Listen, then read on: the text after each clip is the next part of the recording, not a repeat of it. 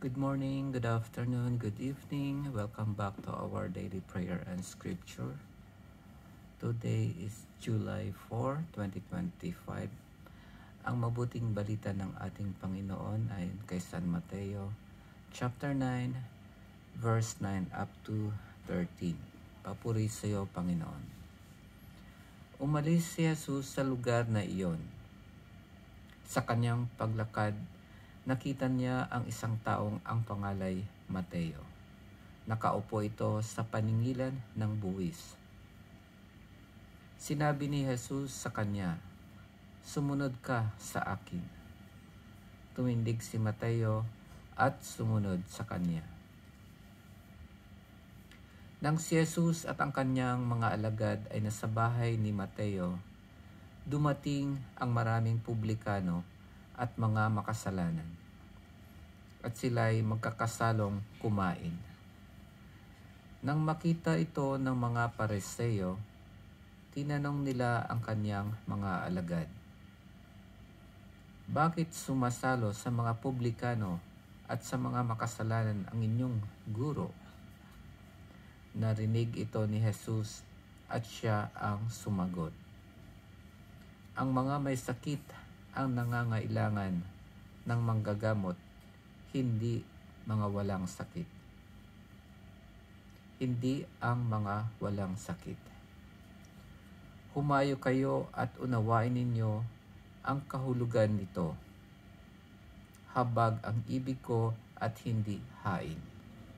Sapagkat naparito ako upang tawagin ang mga makasalanan, hindi ang mga banal."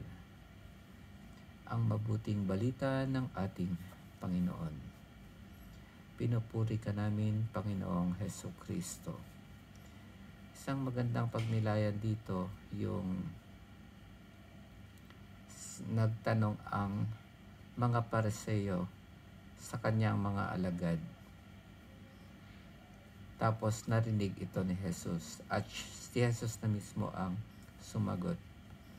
Isang aral sigurong pwede nating matutunan dito ay imbis na magtanong tayo sa ibang tao, pwede tayong magtanong doon mismo sa taong gusto nating pagtanungan. At makakakuha tayo ng tamang sagot o kaya tugon. At ang isa pa rito magandang pagnilayan yung sinasabi ditong, "Sapagkat naparito ako upang tawagin ang mga makasalanan, hindi ang mga banal." Kung maalala natin yung mabuting balita na binasa natin noong nakarang araw, yung tungkol sa isang pastol. Iniwan niya, meron siyang 100 tupa. Iniwan niya ang 99 para hanapin yung isang nawawala. Ganon din dito sa sinasabi ng Panginoon, naparito siya upang tawagin ang mga makasalanan. Inahihintulad ito dun sa tupa na nawawala, yung mga makasalanan. At yung 99 na nandun at ligtas ay ang mga banal. Kaya sa pananaw ng mga tao, parang hindi tama na iwanan mo yung 99 kasi baka mapahamak sila tapos hahanapin yung isa lang. Sa sukatan ng tao, talagang parang hindi nga maganda yung ganun. Pero dahil ito ay sukatan ng Panginoon, sukatan ng Diyos, yun yung parang patakaran ng Diyos na talagang napakalaking halaga ng isang tao na makabalik sa Diyos at makapunta sa kaharian ng Panginoon. Kaya talagang yung kahit nag-iisa na yon, hindi niya yon pababayaan. Maaring yung isa na yon ay ako, ikaw, o isa man sa ating lahat.